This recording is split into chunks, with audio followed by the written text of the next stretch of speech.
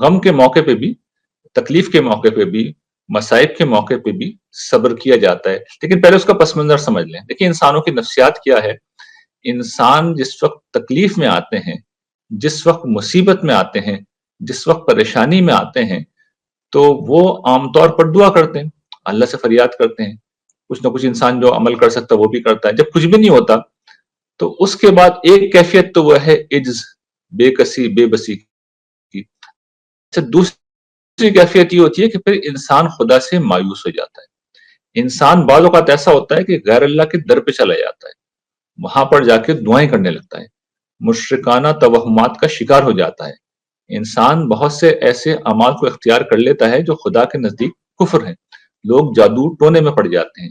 لوگ سفلی کے اندر پڑ جاتے ہیں، لوگ اس طرح کے مکروہ اعمال کا شکار ہو جاتے ہیں، لوگ غیر اللہ کے در پہ جا کر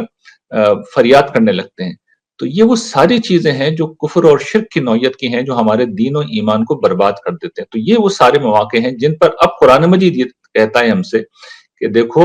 اس دنیا میں جب تم آئے ہو تو صحابہ کرام مثال کے طور پر قرآن نے کیس ان کا ہم نے رکھا اور یہ بتایا کہ جو ذمہ داری تمہیں دی گئی ہے وہاں پر تمہیں جان سے بھی آزمایا جائے گا،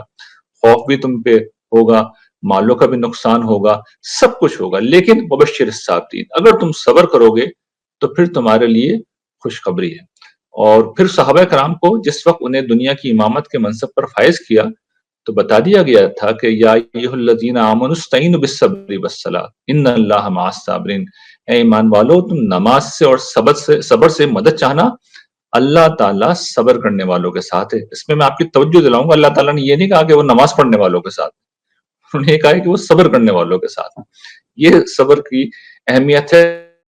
غم کے موقع کے اوپر، اس کی سگنیفیکنس